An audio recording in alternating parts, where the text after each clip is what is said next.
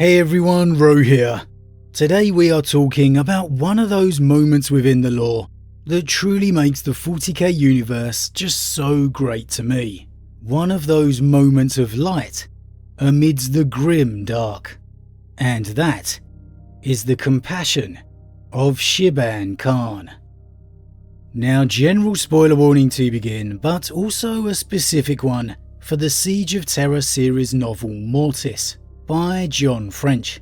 As always, I really recommend you read the stories for yourself first, as that's the best way to enjoy the lore for yourself. But with that said, let's just jump straight in. Well, if you've been a follower of the channel for a while, you'll know I am an absolute massive fan of Jagatai Khan and his Legion.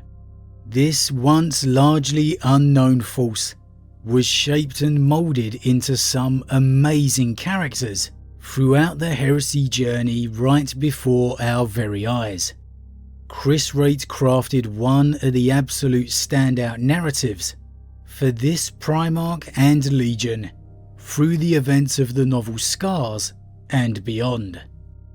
And one of those characters and narratives in particular was the White Scar named Shiban Khan. Right from the earliest appearance of the White Scars within the heresy, we have followed Shiban's journey, from glimpsing his earliest days within the Legion to becoming the commander of the Brotherhood of the Storm. If you've never dived into the White Scars novels within the Heresy series, I can't recommend them enough. They'll truly give you such a great understanding and appreciation for the Kargan and his sons, the nature of this Legion. Now, Shiban's journey, as so many within the Heresy, has not been the easiest. When news of Horus's betrayal broke, and word of Russ's evisceration of Magnus came, the White Scars were a Legion lost on just which path to take. Whilst Jagatai himself descended to Prospero in search of answers, some within the Legion attempted to seize control and side with Lupercal, those forces launching a coup to take control of the fleet. Completely loyal to his Primarch, however, it was Shiban who led his Brotherhood in defense of the Legion, attempting to stop this faction from taking power. And this decision forced him to take up arms against his former brother-in-arms, Torgan Khan. And this was something that truly hurt Shiban, feeling the betrayal keenly within. As it was, Shiban's actions were enough to stall the traitors long enough for Jagatai himself to return. And thus the White Scars' direction was chosen. They remained loyal to the Imperium and loyal to the Emperor of mankind. The following years of the heresy were tough for the White Scars, and in particular Shiban, who had large parts of his body replaced by bionics due to the injuries he sustained.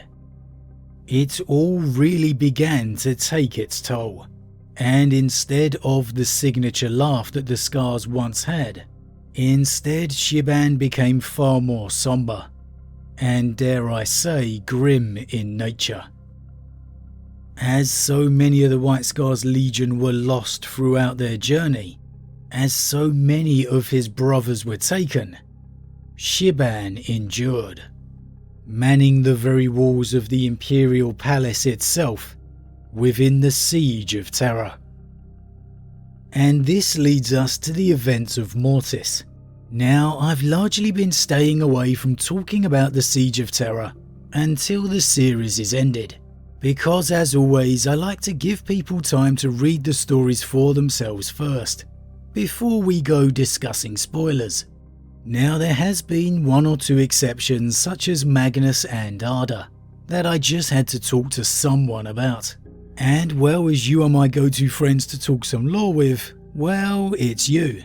And yes, he's very much a side character compared to the likes of the Primarchs, but I just really wanted to focus a little on Shiban today.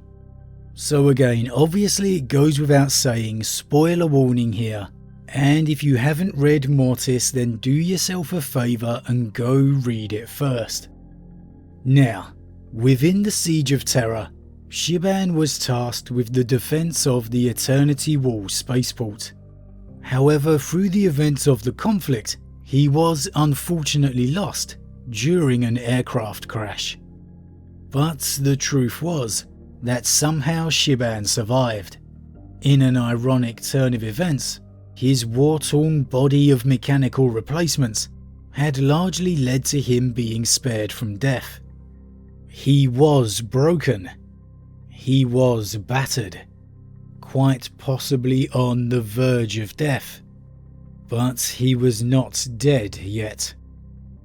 And lying there amid the rubble of what had become of Terra, Shiban began to hear voices discussing the state of him and telling him to get up.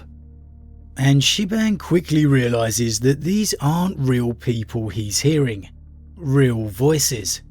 Instead, they are the voices of two of his lost mentors and brothers, Yasugai and the former traitor Torgun.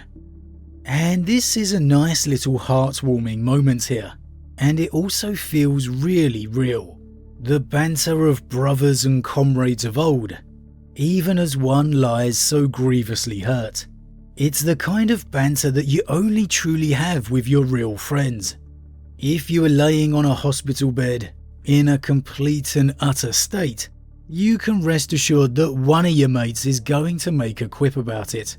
And for the Astartes, their brothers in arms are the closest thing to that they'll ever have. And so through their encouragement, with every inch of his body screaming in agony, Shiban got to his feet and began the slow miles upon miles journey in the direction he believed the inner palace was. And again, Shiban's about as injured and damaged as an Astartes can possibly be here. Every inch of him is screaming in agony every time he exerts any effort. It's truly a struggle for him to even walk in one direction, limping his way across the barren wasteland of a battlefield, a piece of ground which was once the front line and now was left with nothing but ruin. Now Shiban's journey appears to continue for several days, with him visibly weakening, his Astartes body so broken that even he knows he needs some kind of water or something just to try and sustain himself. However, here's where things get really interesting, as he's interrupted from the banter with his lost brothers when he hears a sound. Launching into action despite the overwhelming pain, Shiban finds the source of it is a man, desperately trying to crawl and flee away through the rubble. And of course Shiban manages to stop him, and despite how terrified the man is, Shiban reasons with him that he's clearly no threat.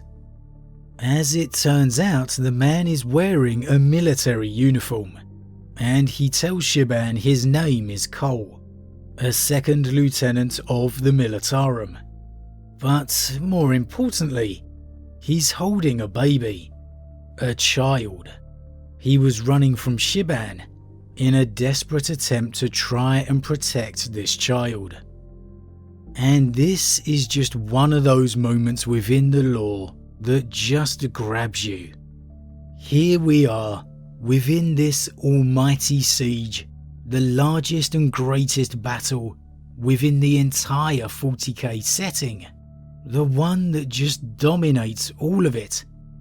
And here, in the blink of an eye, we're reduced down to this essence of humanity, this struggle for survival, this instinctual care. This isn't Cole's child. He tells Shiban he found him crying in the ruins alone a few days ago, as exhausted, tired, and worn down as Cole is. He's simply been trying to do the right thing. And whereas so many Astartes may just have continued on their way, leaving Cole and the child to fend for themselves, Shiban instead checks they have food, making clear he means for them and not him, and tells them to come with him. And this is why I just love the White Scars. For all their ways of war, for all their love of the storm and their thirst for battle, there remains a beating heart akin to a salamander. They care for the people they defend. They know it's for the people of the Imperium that they fight. I'd really love to see Jagatai and Vulcan have an encounter. For all their differences as a Primarch, their philosophies of war, I really feel that these two brothers would have a lot in common. It'd be so great just to see a conversation between these two, a moment within the Great Crusade, before the tragedy of the heresy unravels. Hopefully one day we'll get something within a short story. However, regardless of that, as it concerns Shiban, their journey continues along, and you get some nice moments such as Cole asking about the legendary Primarchs and them discussing a name for the child, and even more real impactful moments such as Cole trying to make sense of the utter carnage around them, as the whole gravitas and situation just really begins to overwhelm him. It's a really well written story by the author John French, a moment of connection between these two very different individuals, two completely contrasting characters having to deal with the same circumstances. However, as with all things within the grimdark universe, it was not to last, and the companions are ambushed by a whole manner of mutated creatures and people, even a mutated Astartes. Shiban does everything he possibly can to keep Cole and the child safe, even momentarily blacking out through the pain of the effort, literally giving everything he can to fend off the chaos mutated filth. And ultimately, thanks to the help of Cole, somehow he manages to do so. However, unfortunately, Cole lay wounded upon the ground, still cradling the unharmed child by his side. And here, we get one of the most pure moments within all of the lore. Shiban does what he can, trying to close the wound with his gauntleted hands, but he knows time is short. Cole has simply lost too much blood. And Cole pleads with Shiban to take the child with him, to give him any hope that there might still be left upon the throne world for the child to have a life. But here, Shiban simply says no. And instead he stands, picking Cole and the child up in his arms, continuing their journey. And what a moment this is. This is what makes 40k everything it is. For all the grim dark, for all in the far future there is only war, it's these moments of light, these moments of humanity, that make all of that grim dark worthwhile. The whole story of Shiban within Mortis was absolutely beautifully done by the author John French. Us discussing it here just really doesn't do it justice. Go back and give it another read for yourself because it's so good. This literally broken Astartes, who can barely walk himself, who is miles and miles away from any form of salvation, who knows he has the barest chance of survival at best, let alone taking along a human or even a child in tow, who no doubt has every tactical mindset in his head screaming at him not to. still won't leave the dying Cole behind. He will limp every step of the way, give every ounce of energy he has left in carrying Cole and this child to safety. Don't tell me 40k isn't just the best setting going, because there's absolutely nothing that touches this. The whole side story was just absolutely stellar. Again, it just brings you into the heart of 40k for me, for all the grim darkness and war for the Imperium, for all the demigod primarchs and genetically enhanced warriors. It's the essence of the human story that shines the brightest. And it's this essence that beats at the heart of all of it. It's these moments within the lore that just really get you. I'm not going to lie, when I was reading it, it was an emotional read. And again, just fantastically done. If somehow you wasn't a fan of the White Scars before it, then you surely must have been by the end. For the compassion of Shiban, the compassion of this Astartes, is a symbol of everything good about the Imperium of man. But as always guys, what do you think? Do you feel like me, the White Scars represent everything that's good about the Astartes? Do you see the similarities with the Sons of Vulcan? And would you like to see an interaction between the two Primarchs? Were you surprised by Shiban's decision? And was it the right one to make?